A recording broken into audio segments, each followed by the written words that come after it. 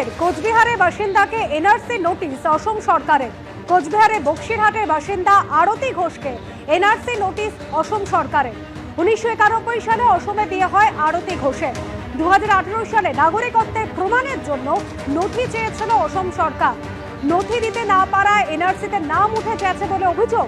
আর নথি পেতে তুফানগঞ্জের মহকুমা শাসকের দ্বারস্থ হলেও সহযোগিতা করেননি বলে অভিযোগ করেছেন আরতি ঘোষ। আর আজ আরতি ঘোষের সঙ্গে দেখা করেন কোচবিহার জেলার তৃণমূল সভাপতি অভিজিৎ দে ভৌমিক।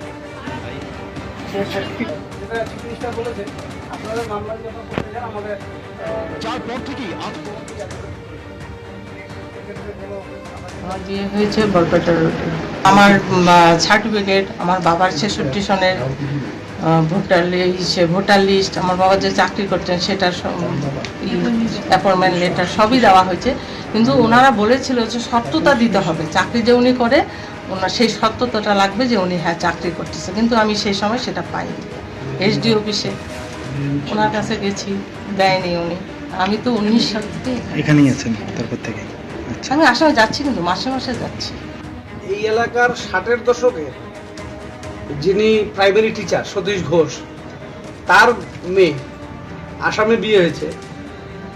এই যে একটা বাঙালি বিদ্বেষী মানসিকতা আসাম সরকার দেখাচ্ছে, এটাকে আমরা রিজেক্ট করছি। এটা চলতে পারে না, এটা বন্ধ হওয়া দরকার। বাংলার মেয়েদের যাদের বিয়ে হয়েছে আসামে, তাদেরকে এনআরসির তালিকাভুক্ত করতে হবে, এটাই আমাদের দাবি। আর বাংলার মেয়েরা যারা ওখানে বিবাহ সূত্রে আছে, তাদেরকে কোনো রকম হ্যারাসমেন্ট করা যাবে না, এটা আমাদের দাবি। এই প্রথমবার নয়, এর আগে আপনারা জানেন কোচবিহারের দিনহাটার বাসিন্দা Uttam Kumar ব্রজবাসীকে NRC notice issue করেছিল অসমের ফরেনার্স ট্রাইব্যুনাল। রীতিমতন ক্ষোভ প্রকাশ করেছিলেন মুখ্যমন্ত্রী মমতা বন্দ্যোপাধ্যায়। যাবতীয় বৈধ নথি থাকা সত্ত্বেও তাকে এনআরসি নোটিশ ইস্যু করা হয়েছিল বলে অভিযোগ করেছিলেন তিনি।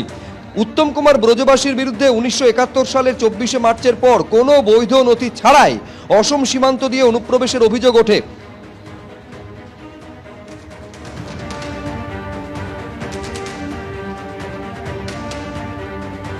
জানুয়ারিতে আমার বাড়িতে এনআরসির কাগজ আসলো, পুলিশ এসে আমার বাড়িতে দিল ছিল।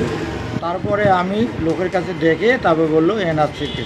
আমার বয়স তো হলো 50 বছর, আর আগে হয়তো 20-30 বছর থাকতে পারে বাবা, মানে জন্ম এখানে বাবার। পুরো আতঙ্ক আমি। প্রশাসন তো বললো যে তুমি জমির যা কাগজ পুরানা আছে সব দেখান।